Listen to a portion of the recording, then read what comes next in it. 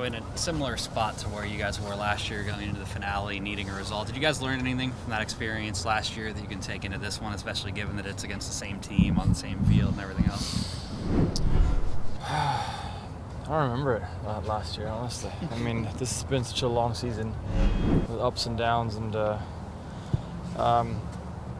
it sucks that it comes down to the wire. But I'm confident that we can pull it off. We have enough quality, enough veterans, and we have the support at home. So I'm confident that we can get a result, and then get into the playoffs and reward ourselves with the hard work we've put in to dig ourselves out of that hole.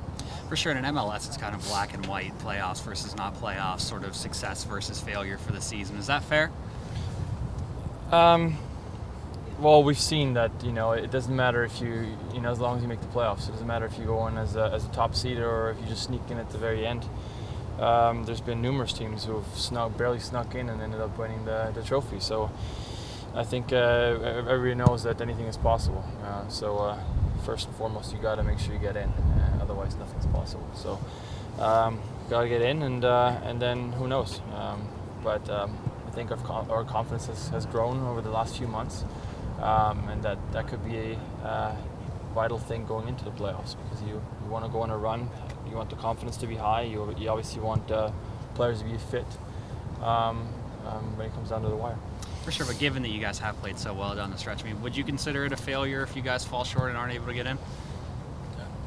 For me personally, yeah, especially with the way we've worked to get back and then had these numerous chances now to finish it. I think that that game at home against Houston is one that would probably stick out to me.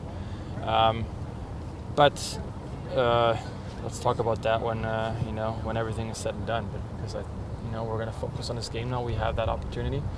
Everybody's going to work hard this weekend or this week to make sure that we're ready when the weekend comes. Sure. Look at the league starting all the games at the same time, because there's two other games that could have influences on where your playoffs or if you make it. Yeah, I mean, for us, we need to worry about ourselves. Like I said, we've gotten ourselves into a position where all we need to do is take care of business ourselves. So it's probably great for TV, for the ratings. What do they call it? Decision day. I was going to say Judgment Day, but Decision Day. Something like that, right? But like I said, I mean, we've done well to make sure that we can take care of our own business and get ourselves into the playoffs, and that's what we need to do. Looking back at last game, you were doing such a great job containing Dallas. What went wrong in those last? I think we contained them well as well. This game as well. They're at home. They're close to full strength, and we're missing quite a number of players. And besides the goals they score, which aren't exactly beautiful plays, they don't really have much. So they've had a really good season. They have a good young team that has tons of quality. And with that being said, I think we had a good game. We had a decent game. We put a lot of effort and a lot of work into it, and it sucks not to come away with anything. In the end, obviously, whether it's a loss or a tie, wouldn't have done it for us. We needed to win, but I think the effort was there, which is good. And again, that's going to help us keep the momentum going in terms of our confidence, because we went down there and played a decent game. What do you think happened at the goals? Was it a miscommunication? Was it just the way it's set up? It's a scramble. In the first one, obviously, we have to maybe be a bit tighter. Bump the runners. Maybe not give that foul away to begin with, even if it might not have been a foul. But in the second one, maybe we're just a little bit too deep as a whole unit. We're almost 9 or so players in one line. We just need to make sure we're not so deep. And we have depth in our defensive unit, if you will, so that they can't find Diaz up top, who then obviously puts in a decent ball. So. But that's what it is.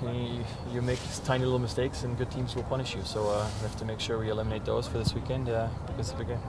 Word out of Dallas is that Mauro Diaz is going to have surgery on his knee. How much of the fault of his injury goes on the referee? Because I know that multiple people sort of commented that he maybe let it get out of hand to a degree. Achilles, right? Yeah. I mean, it's a huge blow for them. I think they're going to be a different team without him, but.